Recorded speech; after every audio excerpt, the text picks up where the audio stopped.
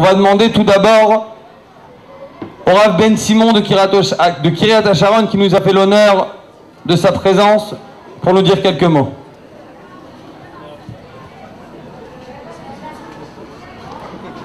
Birshot Akala Kadosh. Alors d'abord, on est très très heureux d'être avec vous. Alors c'était pas prévu qu'on me donne la parole. Merci beaucoup. Alors juste peut-être un petit mot sur l'importance de cette soirée. Youtet qui se lève, vous le savez tous, l'auteur le Balatania, qui est sorti de prison. Et le parallèle avec notre paracha, il est exceptionnel. Parce que là on commence Vaïchev, la paracha de Yosef Hatzadik. Et vous le savez tous, Yosef Hatzadik il va passer d'abord 10 ans en prison. Le Balatourim nous dit, Keneged les 10, le Lachonara qu'il a dit sur ses 10 frères. Chaque frère, 1 an de prison.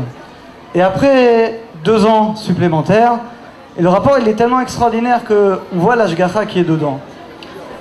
Le rapport avec la Chassidoute me paraît évident à la lumière de cette paracha. Vous savez que dans la paracha, on voit qu'on démarre de l'histoire de Yosef Hatzadik, comment il a été vendu en Égypte. Et dans le révis de la paracha s'arrête. Et elle nous parle d'une histoire qui a priori n'a rien à voir. De qui? Yehuda. Yehuda et Tamar, etc. Et après on reprend Yosef Hatzadik. Et Rashi nous dit pourquoi la Torah a juxtaposé la vente de Yosef Hatzadik avec l'histoire de Yehuda. Rashi nous dit l'asmir yerida le yerida. Pour juxtaposer la chute de Yosef Hatzadik, il est vendu. Et la chute de Yehuda qui a été déchu par ses frères lui ont dit c'est à cause de toi, c'est toi qui as dit de le vendre. Tu nous as dit de le ramener, on l'aurait ramené. Et donc finalement, les Chachamim nous disent on veut juxtaposer. Mais ça va beaucoup plus loin. Le Maharal de Prague, il dit dans ses différents livres, il dit que là on voit en fait le début des 2 Mashiach. On sait qu'il y a 2 Mashiach. Il y a le Mashiach ben Yosef et il y a le Mashiach ben David.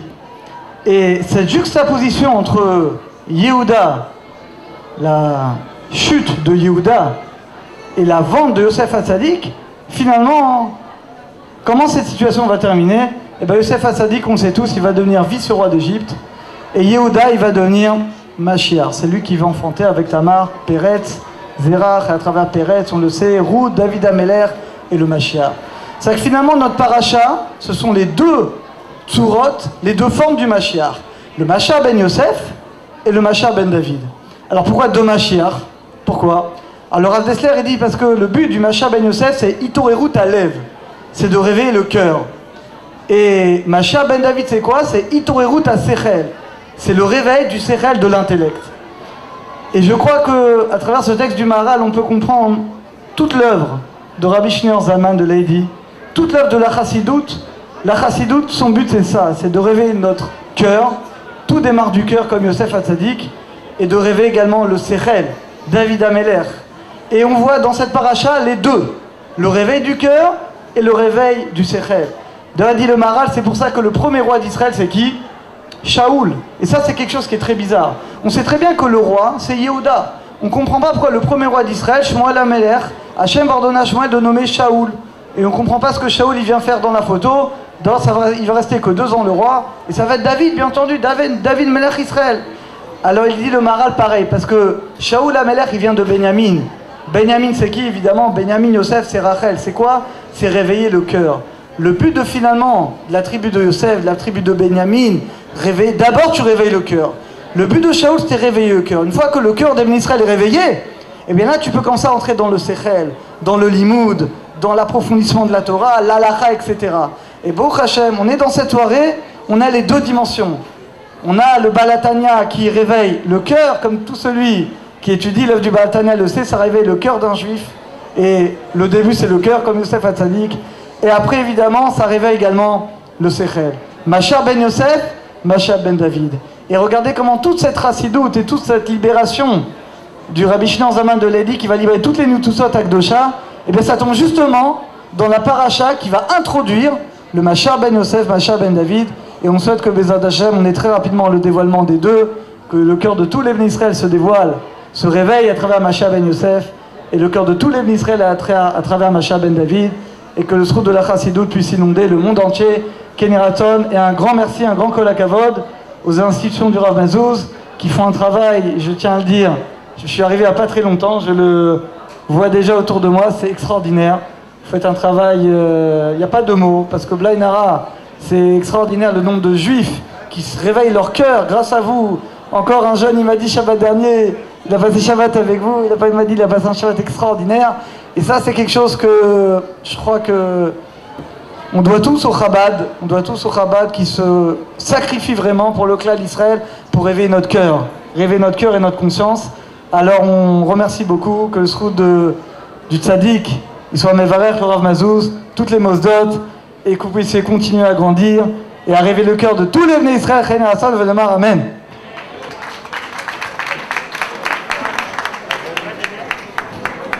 Un grand Issar Koach, Chazak Ubaru, pour ces quelques paroles. À présent, on va demander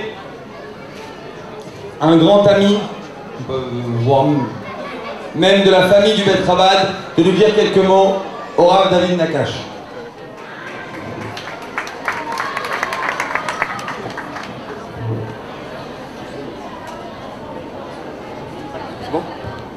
Shalom לכולם, ברשות מורנו ורבנו הרב יעקב מזוז, לידיד נפשנו, ברשות הרב בן סימון, לידיד נפשנו, ברשות הרב משה נקש, ברשות הרב שלום עטל, כל אחד ואחד לפי כבודו ומעלתו. Je vais commencer par la fin, et après je vais arriver au début, Bezrat Hashem. Ce que fait le Rav à Natania, Vadaï, c'est une ma'apecha de rapprocher autant, comme le rabbin Simon a dit, rapprocher beaucoup de gens à la chassidut, à la tchouva, Kal Kadosh Venifla, comme on le voit ici, un Kal Kadosh qui suit le Rav depuis des années, et que moi-même je le suis depuis des années. Bezrat Hashem Yitbarach. Il y a une ma'apecha, mais à mon humble avis, la prochaine étape, il doit être la construction d'un grand bâtiment Chabad dirigé par le Rav Mazouz, mais d'une manière, des institutions doivent, à mon humble avis, prendre une proportion qu'elles méritent. Il y a 20 ans de cela, peut-être même plus, j'étais voisin, j'étais grave dans une kila, voisin au Rav Mazouz. Il avait une petite synagogue là-bas d'un coiffeur, je crois que c'était. Parti à un coiffeur. Bon, le Rav Mazouz, il n'est pas coiffeur, hein. Mais il avait loué cet endroit-là. Et il me disait tout le temps, Rav, viens donner petite Vartora, un petit Enyan, viens, on travaille ensemble, viens, on soit ensemble. Blineder, à mon âme d'avis, à mon grand souvenir, jamais j'ai refusé au Rav. Bon, Baruch Hashem, après il est arrivé à l'hôtel où il est maintenant, à l'endroit où il est maintenant, que vous connaissez tous, etc. À mon humble avis, il doit arriver à un grand bâtiment. C'est la prochaine étape. Je vais expliquer pourquoi maintenant, Bezrat Hashem, c'est le moment d'expliquer et d'éveiller la communauté qui est déjà éveillée, Chas v'Shalom, qu'on se comprenne bien. Vous êtes autour du Rav, vous faites tout pour le Rav, mais il faut maintenant arriver à une Messirut Nefesh. Et je vais, en expliquant, à mon humble avis, à mes yeux, à ma compréhension petite, c'est quoi un Shaliach Chabad aujourd'hui, je vais arriver après au pourquoi que j'ai commencé par la fin. On va commencer par Hanouka. On sait qu'à Hanouka, il y a eu une Messirut Nefesh, des Hashmonaïm. Mais on se pose la question simple. Pourquoi c'est les Hashmonaïm, les Kohanim, qui ont pris l'avant? C'est pas eux les combattants. Les Kohanim, ils enseignent la Torah, ils sont Beth Amikdash, ils prient à Kadosh Baruch Hu.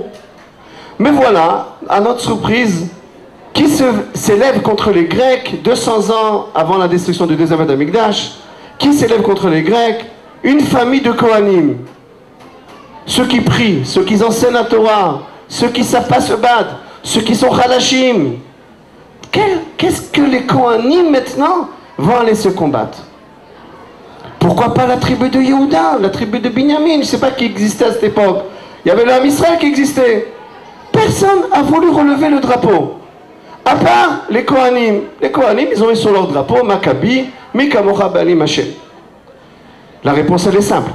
Personne ne voulait prendre l'initiative. Personne ne voulait prendre l'initiative. Je vais expliquer par la suite pourquoi personne n'a voulu prendre l'initiative. Bon, voyons cette situation. Yudit, la fille de la sœur de notre Matityahu, après Matityahu lui-même, après les enfants, Yehuda, Maccabi, Shimon, Elazar, Yochanan, Yonatan, eux ils ont pris l'initiative. Il n'y a personne qui bouge. Nous, on va sortir de la synagogue, alors qu'on enseigne la Torah. Nous, quand on va sortir de la synagogue, alors qu'on prie pour l'âme Israël, Et on va combattre. S'il n'y a personne, il faut bien que nous on combatte. Bon, on a compris pourquoi eux ils ont combattu. Mais pourquoi les autres n'ont pas combattu? Alors il y avait un danger terrible. Un danger spirituel, surtout spirituel, terrible. Pourquoi le peuple d'Israël n'a pas réagi contre les Grecs? Il fallait que c'est un groupe de Kohanim, par des miracles incroyables qu'Akadosh a fait, que se lève et prend l'initiative. La réponse est la suivante. Le venin grec, le venin américain, le venin parisien, le venin new-yorkais a fait son travail. Il a réussi à faire son travail. Sont venus les Grecs, aider les Grecs. Ils sont venus avec leur culture, du corps, de la beauté, du sport, les envies, les filles, l'argent, les couleurs. Paris, toi, Paris, tu m'as pris dans tes bras. Toi, la Grèce, tu m'as pris dans tes bras. Et voilà. On n'était plus des juifs français, des français juifs. Plus des juifs américains, des américains juifs. Plus des juifs grecs, mais des grecs juifs. Et voilà. Et à ce moment-là, qu'est-ce qui se passe? Qu'est-ce qui se passe quand un juif, Chas Shalom, bien entendu, il est autour de moi, de son moi, de ses intérêts, de ses tavons, de son corps, de sa maison, de sa femme, de ses enfants, de son moi. Qu'est-ce qui se passe? Il n'y a plus d'initiative. On ne va plus combattre pour les autres. Ce qui m'intéresse, c'est moi. Un jour, on est parti demander à un donateur, un gros donateur, viens, aide les instituts de notre yeshiva. Il a fait un chèque de, disons, 1000 shekels, on va dire. Le Rav lui dit, mais Rav, 1000, on a besoin de dizaines de... Non, c'est pas mon problème. C'est pas mon problème la Torah. C'est pas moi qui dois prendre l'initiative sur la Torah. Il lui dit, mais pourquoi? Parce que j'ai ma famille à nourrir. Je ne vais pas sortir même à ma famille pour nourrir les autres, pour donner mon argent aux autres. Au temps des Grecs, tout le monde était arrivé comme ça, à cause de cette vue-là, de mon moi, de mes biens, matériel, l'argent, etc. Tout le monde s'est replié sur soi-même. Et ont obligé le clan d'Israël. Et ont oublié le clan d'Israël. C'est devenu, vous connaissez cette expression-là. Moi, je suis un frayeur. Moi, je vais me casser la tête. Moi, je veux mes vacances. Et là, les beaux gosses, me bronzer, etc. Que les autres se cassent la tête. Que le Ramazou se casse la tête. Pourquoi? Arrête le Ramazou, toute sa vie, se casse la tête pour les autres. Qui continue? Et il a des chassidim, Baruch Hashem. Il a des tzadikim autour de lui, etc. Pourquoi? Alors, consciemment, on a vu aussi des tzadikim à l'époque qui se cassaient la tête pour nous tous. C'est les Matityahu, les Maccabim, les Hashmonaïm. Pourquoi maintenant on va se casser nous la tête? Viens, on se renferme dans notre petit mois et on sera bien. Akadosh Baruch Hu, il a donné la victoire à des gens qui ont donné leur Messirut Nefesh, corps et âme pour le clan d'Israël.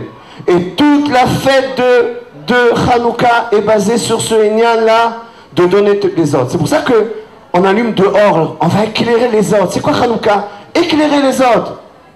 On n'a pas basé la fête sur la victoire militaire, mais sur éclairer les autres. Parce qu'un juif doit éclairer les autres. Et voilà, cette notion d'éclairer les autres s'est diminuée pendant l'exil. Cette notion d'éclairer s'est affaiblie. La lumière d'éclairer les autres, la lumière de Hanouka, de donner les autres, loin d'Eret Israël, loin du Beth Amikdash, s'est affaiblie. Il y a un grand homme, un immense grand homme, qui l'a vu, c'est Inyan-là, que même les gens de Torah, mon Beth Amikdash, mes institutions, moi, mon argent, mes dons, même ça s'affaiblissait. Est venu un grand, un immense homme, que Koraham, il a donné à Israël, il s'appelait le Baal Shem Tov. Son élève, le Maguid de Mezrich. Son élève, le Hadmour Azaken. Et ils ont dit, c'est fini cette histoire-là. Moi, Ani Imlor, moi je vais commander mes institutions, ma yeshiva, ma synagogue, ma maison, ma femme, mes enfants, mon argent, mon compte. C'est fini cette histoire-là. On arrête, on ne va pas avancer de cette manière-là. Il faut faire avancer le Ham Israël. Pour faire avancer le Ham Israël, il faut éclairer les autres. Une fois, une fille appelle au téléphone un grand de la génération. Elle lui dit, Rav, j'ai suivi tes conseils. J'arrête pas de donner aux autres. Mais c'est fini cette histoire, je donne plus aux autres. Le Rav, un grand sadique, lui dit, mais qu'est-ce qui se passe? Pourquoi tu donnes plus aux autres?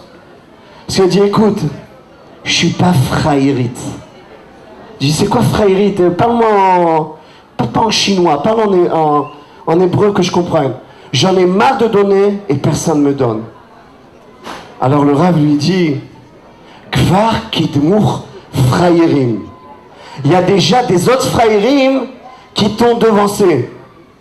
Il dit, c'est quoi cette histoire? Quel fraïrim? Pour l'instant, c'est moi la seule fraïrie dans l'histoire, dans la société israélienne. Je donne, j'aide, je prie pour les autres, j'enseigne, là, et les autres, rien du tout. Il dit, il y a des autres fraïrim qui t'ont devancé.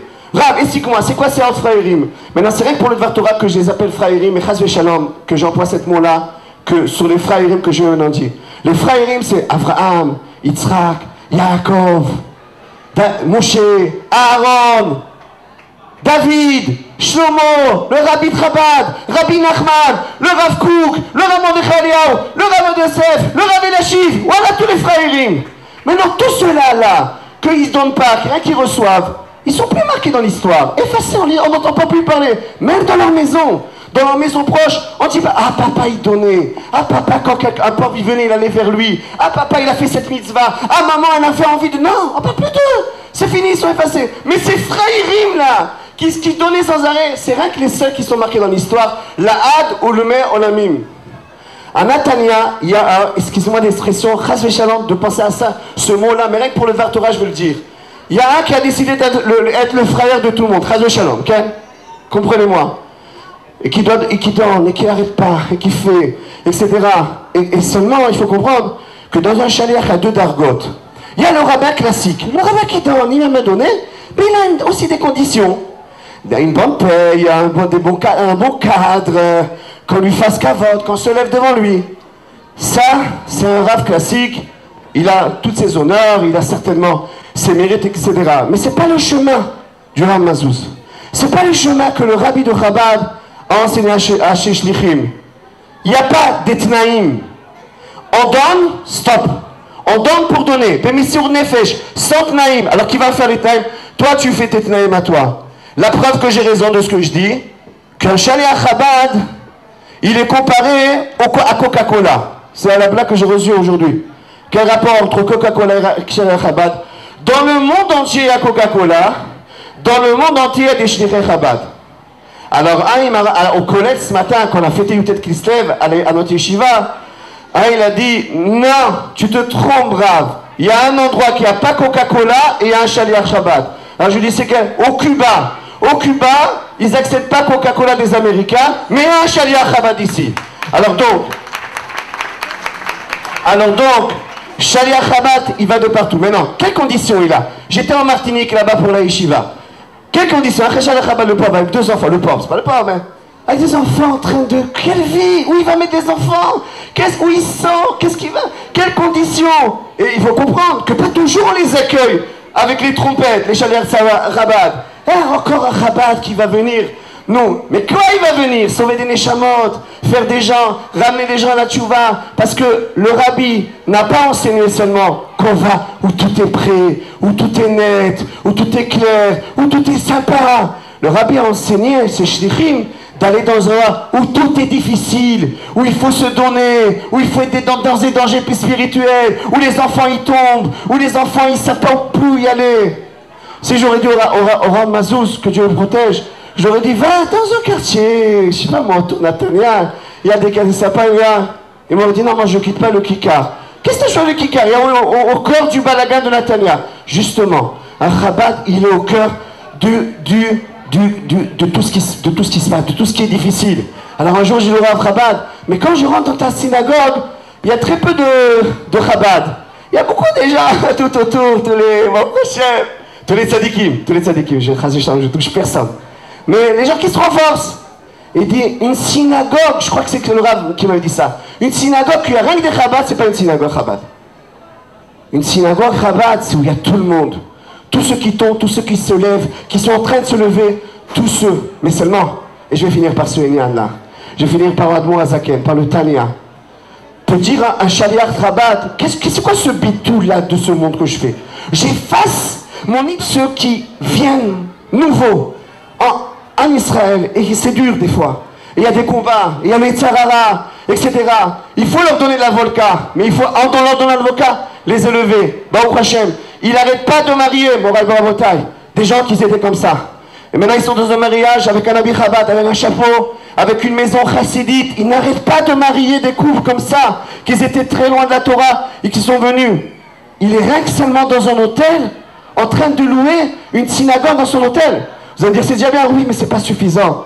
Un rave comme ça, qui marie, qui sauve les âmes, qui rapproche la Géoula, qui fait exactement ce que le Rabbi Rabat lui a dit de faire. Il ne mérite pas seulement d'être en location dans un hôtel. Il mérite d'avoir son binyan à lui. Alors, Morav et Rabotai, autour de vous, il y a certainement des gens qui savent investir. Il y a certainement qu'ils ont. C'est un investissement à vie, Morav et Rabotai, à plus que 120 ans et avant 120 ans. Et dans cette vie-là, avec quoi on part? Avec quoi on part dans le Olam HaEmet? Vous savez, Morav et Rabotai, j'ai dit je vais finir, mais je vais finir par cette histoire-là. Une fois, le Rav Rachid d'Israël a raconté, le Rav Shlomo Amar, il a raconté qu'une fois, une personne a voulu arrêter sa shlichut. Et le Rav Amar il dit, mais pourquoi tu arrêtes ta shlichut? Tu t'occupes des enfants d'Israël. Il dit, Rav, ma femme, elle en a marre que je suis plus à la maison, que je me donne corps à âme pour les autres. Je vais rabréger l'histoire. Il lui dit, je te demande une seule chose. Il lui dit le Rav Tzadka, l'oncle du Raman Dechalion, notre maître. Il lui dit, je te demande une seule chose. Dis à ta femme qu'elle m'appelle. C'est tout. Bon, chérie, le Rav veut te parler pour que tu me laisses continuer ma shlichut. Je ne sais pas ce qu'il va te dire, mais prends le téléphone. Le Rav Tzadka, il prend le téléphone. Et il dit une phrase à cette femme, qui en avait marre d'envoyer son mari à la shlichut, de plus voir son mari à la shlichut. Elle a baissé le téléphone, elle a commencé à pleurer, Va faire ta shlichut. Va sauver les enfants d'Israël. Il n'y a pas qui doit les sauver, c'est toi qui vas les sauver. Elle est partie, cette femme. Alors il dit, mais qu'est-ce qu'il t'a dit le Rav Tzadka? Mais qu'est-ce qu'il t'a dit pour que tu me laisses faire ma shlichut? Il m'a dit, à la fin de 16 jours, quand j'irai au Gan Eden, à la fin de 16 jours de te le dire. Mais pour l'instant, je ne peux pas te le dire. 120 ans après, le Rav Tzadka, il va au Gan Eden. Le Rav Tzadka, il va au Gan Eden. Et le mari, après les 7 jours, il dit à sa femme, j'ai pas oublié.